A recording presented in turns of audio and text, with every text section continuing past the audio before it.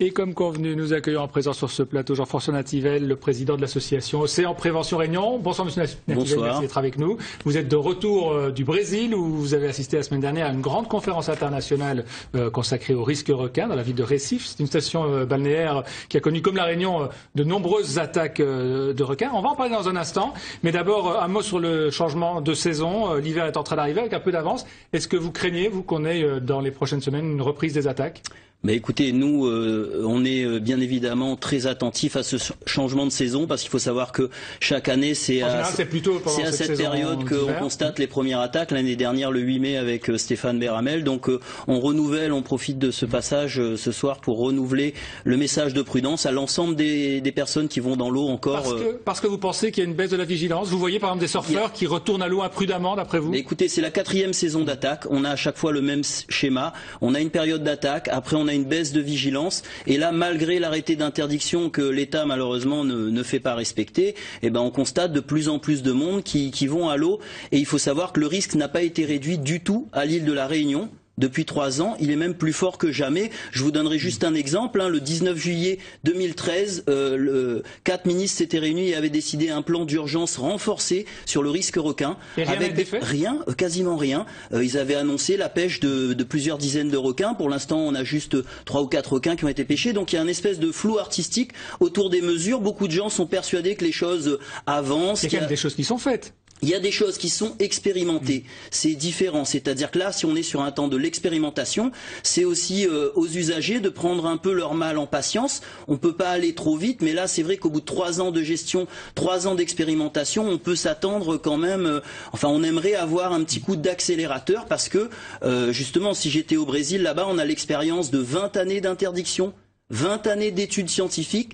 Et ça nous inquiète quand même de façon importante par rapport à l'avenir. Quand vous voyez par exemple que encore ces jours-ci à l'étang salé, on installe des filets, ça vous semble être des choses beaucoup trop petites, beaucoup trop limitées par rapport à l'enjeu? On a eu l'occasion de rencontrer le chef de la police municipale de l'étang salé il y a 2 ou 3 mois on avait débattu sur les projets à mettre en place avec les acteurs sur place à l'étang salé et c'est clair qu'ils n'ont pas les moyens par exemple de sécuriser cette grande et belle plage qui fait peut-être 2 km de long. Donc là on va avoir une zone de baignade qui est déjà surveillée par des maîtres nageurs et qui va être redoublée d'un filet, mais c'est quoi? C'est quelques dizaines de personnes qui vont profiter de cet espace et pendant ce temps on a toujours des dizaines de personnes qui sont sur des espaces non protégés. Donc nous, on milite pour un plan vraiment plus général que ces petits ersatz de solutions. Jean-François Nativel, la nouvelle donne, c'est aussi une nouvelle donne politique après les élections municipales. Il y a l'élection de 2 personnalités du monde du surf et du nautisme en général, qui sont aujourd'hui conseillers municipaux. Jérémy Flores à Saint-Paul, Patrick Flores, le papa à Saint-Paul. On a surtout parlé de lui, c'est vrai. Mais il y a aussi Christophe Mulquin à Saleux, qui a été élu sur la liste du maire, la liste LPA. Il est bien connu dans le monde du surf à La Réunion comme entraîneur. Il a créé, je crois, la première école de surf dans l'île. Il s'engage aujourd'hui en politique pour essayer de faire changer les choses. On va voir comment il voit les choses, justement. David Coinon l'a rencontré cet après-midi. Le rendez-vous était fixé, bien sûr, à la mairie, puisqu'il est maintenant conseiller municipal. C'est sa nouvelle vague de prédilection, la mairie de Saint-Leu. Le nouveau conseiller municipal chargé des sports nautiques va devoir surfer sur les délibérations et apprendre à farter ses arguments pour faire glisser les décisions dans le bon sens. Le combat associatif a atteint ses limites malgré un engagement très très fort et maintenant c'est l'engagement politique pour faire bouger les choses parce que on vit un scandale et il est impossible que cela continue comme ça. Car Christophe Mulquin était surtout connu pour son implication dans la Ligue de surf réunionnaise et comme entraîneur, mais la crise requin est passée par là. J'ai été très marqué parce que c'est tous des petits frères qui sont partis. Au début de la crise requin, on a été complètement stigmatisés, les surfeurs, la famille des surfeurs, tout était de notre faute alors que nous on était des premiers alerteurs comme quoi il se passait quelque chose de pas normal. Puis les désillusions sont venues et un sentiment d'impuissance devant les décisions des pouvoirs publics qu'il juge absurdes pour répondre à la crise. Pour lui par exemple, la sacro-sainte réserve marine est en cause. On veut agir en tout cas sur la réserve marine de façon à l'humaniser. Cette réserve, c'est que de l'interdit. Il faut réinitialiser la pêche traditionnelle, c'est un métier et c'est un carry. C'est 2 choses. C'est relancer les sports nautiques, c'est relancer l'activité. Christophe, aujourd'hui, est le 2e conseiller municipal à La Réunion, issu du parti des surfeurs, bien décidé à faire bouger les choses de l'intérieur sans faire de vagues. Jean-François Nativelle, vous pensez que ça change la donne, ces deux personnalités du monde du surf, du nautisme en général, qui se lancent en politique? Radicalement.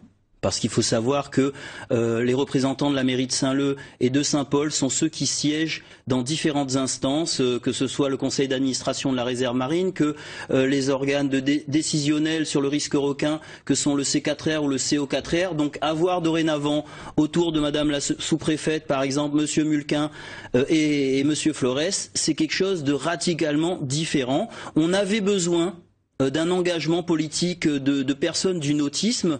On ne peut que saluer cette décision. Il faut savoir que le nautisme est important pour l'île de la Réunion et on ne pouvait pas concevoir continuer ainsi. Une question pour finir. Vous revenez de Recife, au Brésil, on l'a dit.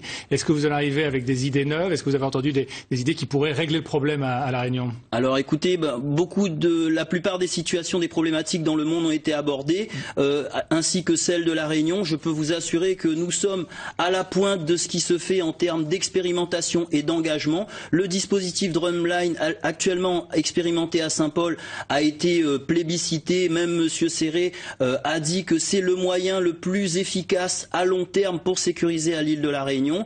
Donc voilà, ça a permis de rapprocher les deux communautés, la communauté brésilienne et celle de l'île de la Réunion, qui sont les deux seules de la planète à lutter pour le partage de l'océan avec un risque acceptable. Donc c'était une grande première, parce qu'il faut savoir que le lobbying de ceux qui protègent les requins face aux attaques, dans le cadre de cette situation, il est international et c'était la première fois qu'on a pu joindre nos forces et ça a été vraiment un moment fort en émotion et en symbole en faveur d'un océan partagé et d'un avenir plus serein pour ces différentes destinations. Je tenais à préciser donc à Recife, cela fait 20 ans que la situation dure et c'est vraiment très instructif d'être sur place et de voir quelles ont été leurs erreurs et justement le combat politique. Pour vous donner une idée, 20 ans après, on a Bruno Patoja qui est l'ingénieur des pêches là-bas qui va se présenter en octobre là-bas à Recife dans le cadre des futures élections, donc pour faire bouger les choses un peu plus rapidement. Et on vous voyait sur ces quelques photos lors de ce séjour à Recife, donc qui est peut-être l'autre grande destination qui a de graves problèmes avec les requins. C'est pas les seuls d'ailleurs, parce qu'on signale également qu'il y a eu hier une annulation d'une manche des championnats du monde junior en Équateur pour cause de requins justement. Donc on voit que je tenais juste à préciser qu'il faut comparer ce qui est comparable. La situation à La Réunion est vraiment spécifique.